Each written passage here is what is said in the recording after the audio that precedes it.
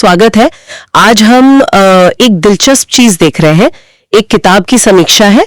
Title कुछ hard hitting fiction making waves जैसा है।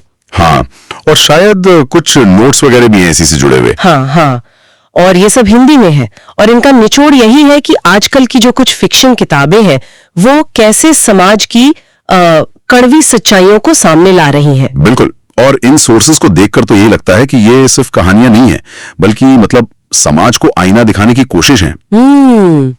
समीक्षा में खासतौर पे ये चाहा गया है कि इन नॉवेल्स में जो भाषा इस्तेमाल हुई है वो बहुत सीधी है, असरदार है। हाँ, उन्होंने शब्द इस्तेमाल किए हैं तेज, स्पष्ट और बेबाक। हाँ, वही।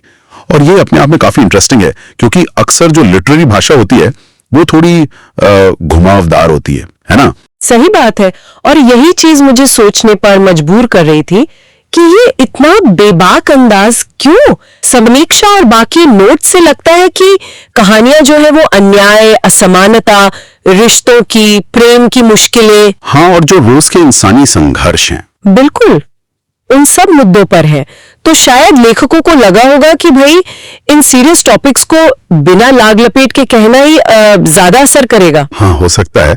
सोर्सेज यही बताते हैं कि ये किताबें फिक्शन होते हुए भी पढ़ने वाले को लगता है कि अरे ये तो मेरे आसपास की दुनिया की बात हो रही है। अच्छा, ये सिर्फ एंटरटेनमेंट नहीं है, बल्कि ये पाठक को थोड़ा झकझोरने के लिए, सोचने पर मजबूर करने के लिए लिखी गई लगती है। समीक्षा में इन्हें भावनात्मक और विचारोत्तेजक कहा गया है। मतलब दिल और दिमाग दोनों पर असर। हाँ, बिल्कुल। और भाषा की बात जो आपने कही कि सरल है लेकिन फिर भी शक्तिशाली और असरदार है, ये थोड़ा अजीब नहीं लगता?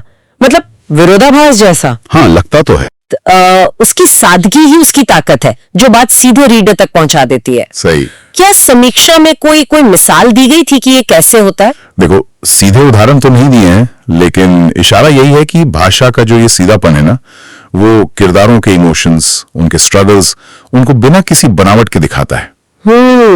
ओके। तो शायद इससे पढ़ने वाला किरदारों से ज्यादा गहराई से जुड़ पाता है। ये अनुभव सिर्फ कहानी पढ़ने का नहीं रहता, बल्कि उसे महसूस करने जैसा। हाँ, महसूस करने जैसा बन जाता है। और स्रोत इस बात पर जोर देते हैं कि ये किताबें पाठक की सोच पर असर डाल सकती हैं, मतलब दुनिया देखने का नजरिया तक बदल सकती हैं। तो फिर इन सब का निचोड़ क्या समझे? ये रिव्यू और नोट्स हमें यही बता रहे हैं कि ये किताबें उनके लिए हैं जो मतलब सिर्फ टाइम पास नहीं करना चाहते। हाँ, जो कहानियों के जरिए समाज की सच्चाई, उसकी कॉम्प्लेक्सिटीज को समझना चाहते हैं। शायद थोड़ी अनकंफर्टेबल किताबें हो ये, पर जरूरी भी। सही कहा। ये सिर्फ पढ़ने के लिए नहीं है, ये एक तरह से एक अनुभव जीने के लिए है। ये पाठक से एक तरह की इमोशनल और इंटेलेक्चुअल भागीदारी मांगती हैं, और यहीं से एक बड़ा सवाल भी उठता है। अच्छा। हाँ, जिस पर शायद हमारे स्रोतों ने हमें सोचने के लिए छोड़ दिया है कि ये जो कल्पना की दुनिया है, फिक्शन, वो हमें असलियत के कितने करीब ले जा सकती है। खासकर उन सच्चाइयों के जिन्हें हम अपनी रोज की भागदौड़ में मतलब अक्सर अनदेखा कर देते हैं, नजरअंदाज कर देते हैं।